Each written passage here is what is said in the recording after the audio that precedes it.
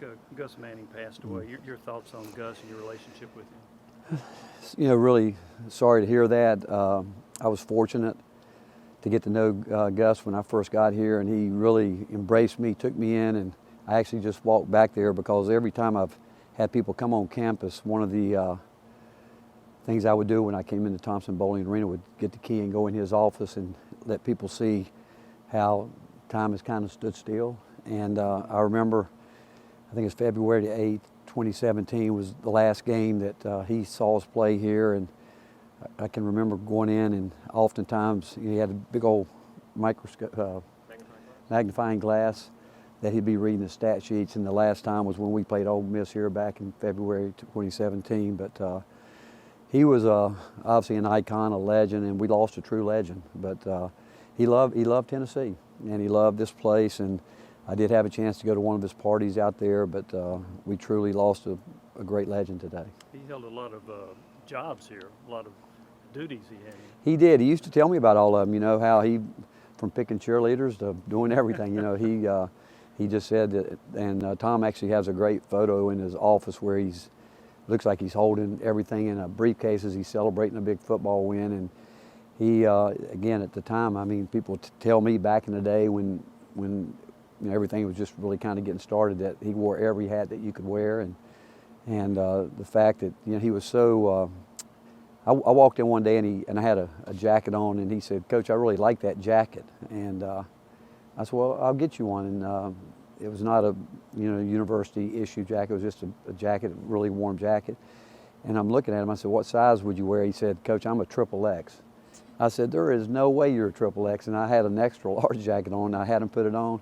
It came about right here on him. I didn't realize how big he was, and he absolutely was a XXX. And you wouldn't know it, but again, he's a person that every time you're around him, he had something that he could share with you, and he loved telling stories. And again, back on his wall back there, he's got photos up of Bear Bryant, Adolph Rupp. You go through the line from the 50s on. He's got all those legendary coaches and people that he worked with. I think he's got up every, obviously, I think he had up most of the coaches here, but he did do that. But again, he loved this place, and this university loved him. What are some things that you would maybe tell your current players who didn't get the chance to be there when he was watching games? What are some things you would tell them about him? Well, there's a monument out back. It's been here since he's left, and that's his little golf cart. It's still sitting out there. It's got some flat tires right now, and people tell me back in the day they would see him running up and down Kingston Highway with it. You know, it's street ready, but it hasn't moved since the day he's left, and it's there. And I think, again, that shows you out of respect how much people respected him, because I'm sure he kept the key with the full intentions that he's planning on coming back driving that little cart. But if you leave today, you walk out there, it hasn't moved since the day that his last day here. Do you still feel as positive, I guess, as you did about some things the other night after you went back and watched it? You know, I do. I think that anytime you have a group of guys that played as hard as we played and had to play against the team, it was just, they were on fire, making some great shots. And but the way our guys, with a group of guys that hadn't played a lot together, their effort, their intensity, and willingness to do whatever they had to do, I thought it was really, I felt the same way about it, where you know, I just know that we showed a lot of fight and had to overcome a lot with guys being out and different guys coming in having to do some things, but it certainly gave us something we can build on. Any idea on Julian and Josiah for Wednesday? It'll be game day ready. You know, we'll go with them. Won't do much with them, either one of them today. Obviously, let them try to get as healed as they possibly can, but if not, whatever we have, we've got to go play. What type of opportunity would that be for Jemai if neither of those guys can play?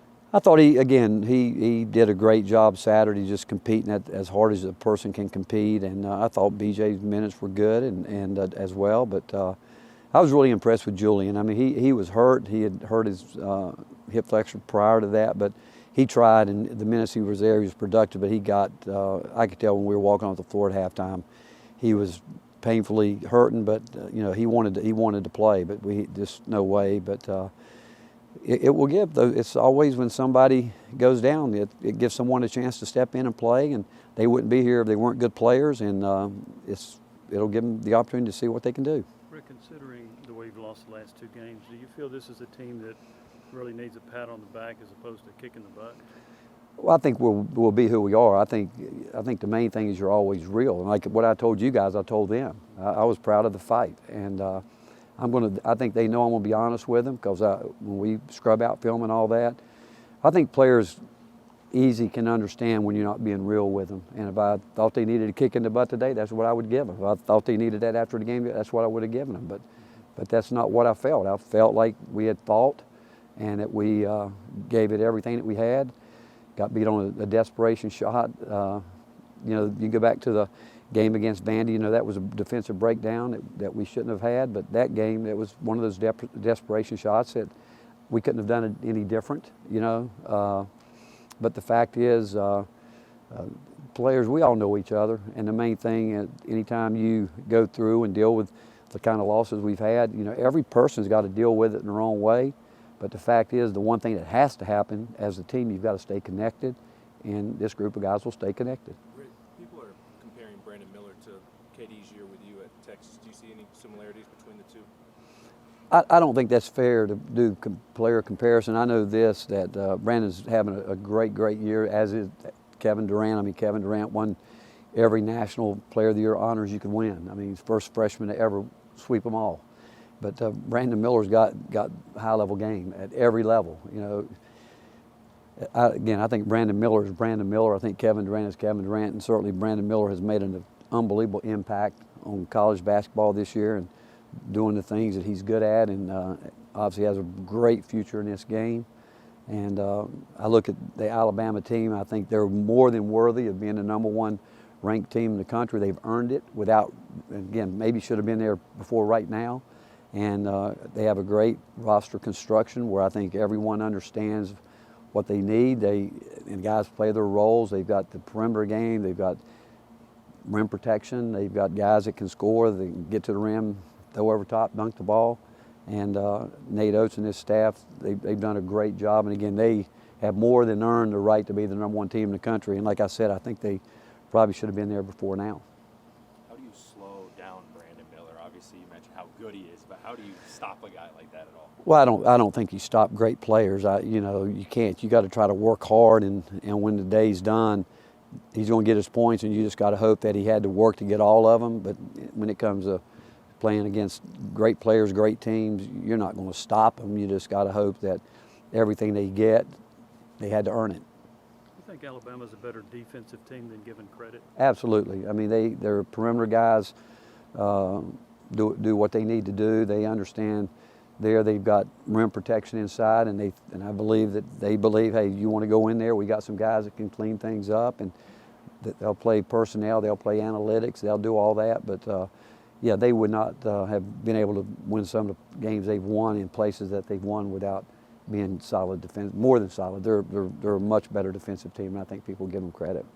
Did y'all learn about yourselves down 17 at home, coming off that Vandy loss, short a couple players and to come back and take them? I think it just shows you our team, and again, there's a lot of basketball left to play, and you know the fact that we did what we did, guys are ready to go in and play, but what we need, it goes back to we need more consistency out of certain players, but again, I can't say enough about Tyreek and Jemai and Tobe. Certainly Z and Santi, both of those guys played their hearts out. They let their emotion get going a little bit, where they both had some uncharacteristic fouls that they shouldn't have, but that's just from being high-level competitors and just going at it. And then Jonas, I thought, did a good job, and I thought Olivier showed that he can really guard when he came back in the game in the last couple minutes there. We need that all the time, and I thought Uros's minutes were there, but games get into matchups and what we think we have to do, and when we made the adjustments that we felt we had to make, I'm just really proud of the fight that these guys put up. You mentioned consistency. Do you think you're on the verge of getting that from Tyreek now? Yeah, I hope so. I thought he missed some shots early, but he kept that thing loaded and kept shooting, and that's what we need him to do, and doing it in a lot of different ways. And yeah, that, and again, I thought Julian came out with a great mindset too, but yeah, I do think Tyreek and obviously right now is the time that we need them all to get consistent. How important is it to get Tyreek those early shots, even if they don't go down?